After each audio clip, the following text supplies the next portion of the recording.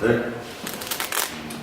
Монголын гар уралдаан дээд холбоо 2011 оны 11 сарын 19-нд Зөвхөн Монгол 2011 гэдэг зөвхөн оюутан залуучууд оюутны гар уралдааны авторын тэмцээн хийгдэж байна. Монголын оюутны холбоотой хамтран энэ тухай мэдээлэл өгөхөс тав хүрсэн юм аа. 11 сарын 19-нд Зөвхөн Монгол 2011 гэдэг зөвхөн оюутан залуучууд оюутны гар уралдааны авторын тэмцээн хийгдэж байна. Монголын оюутны холбоотой хамтран энэ тухай мэдээлэл өгөхөс тав хүрсэн юм аа. Тэгэхээр холбооныхоо тухайд хэлцүүлж байна. Монголын гар уралдааны дээд холбоо гэдэг нь 2011 онд үүсгэн байгуулагдсан. 9 сард үүсгэн байгуулагдсан.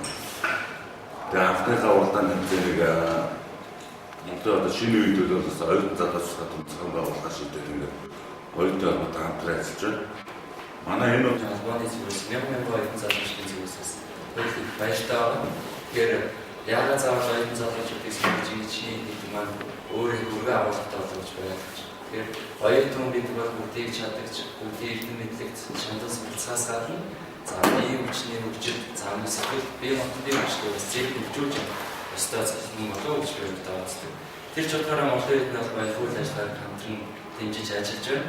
Тэгэхээр гар барилдааны дээд холбооны хамтлагаас баярлалаас илэрхийлье. За мөн цаашдаа энэ тэмцээнийг жил болох боломжтой болох зохион байгуулдаг байгаас за мөн эндээсээ шалгарсан баг тамирчид маань олон улсын хэмжээний тэмцээнд оролцож бас амжилт гаргаасай гэж хүсэж байгаа маань. Тэгэхээр шинхэн дээр явж байгаа шинхэн Монголд одоо хүчээр авч байгаа энэ спортод оюутан залуучуудыг бас үлгэрлэн манлайлан давж за энэ спортын гайхалтай сайн энэ спортын бас онцлог энэ спортыг хөгжүүлэхэд бас таавахны болж байгаа юм ихэхэн байгаа шүү гэж хүсэж байна.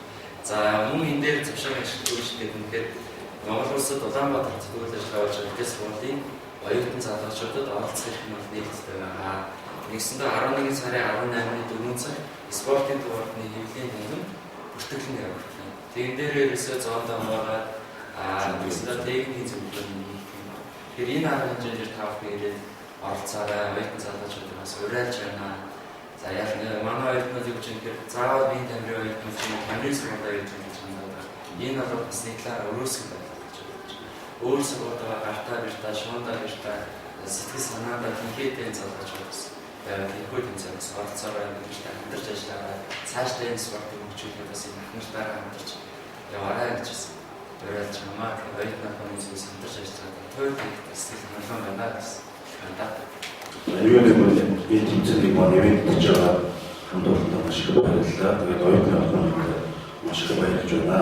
Энэ тэмцээн маань ер нь бол цаашдаа ч боломжтой болно. Жил болгон зөвхөн явах юм байна. За тэгээд тэмцээний бол жинхэнэ хөлийг бол 65 кг, 75 кг, 85, хасах 95, нэмэх 95 5 жинхэнэ ангиллаар зөвхөн тэгээд бус үедээ медаль шагналтай, цус хүмүүс нь алтан медаль 120 төгрөгийн шагналтай байгаа.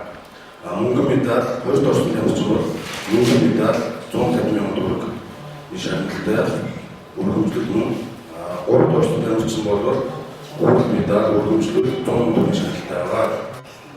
За тэгээд жингээ бол техникийн зөвлөгөөнийхөө дараа шууд мандат чим болох үйл ажиллагаанд явуулна. Өндөр дэмжлэхэд бол энэ тэмцээнд амжилттай оролцсон тамирчид Strong клуб дээр 12 хүнтэй хичээл бас ихээр оролцож байгаа шүү.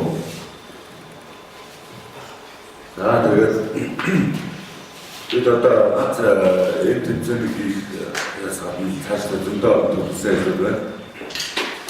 Өөрөөр хэлбэл одоо ярилцж байгаа хүчний байгууллагын хооронд гар барилдааны тэмцээн хийх тухай самбазар зүйл маань одоо ангараа зэрэг байдлын өмнө хийх тухай саналд явуулсан байгаа.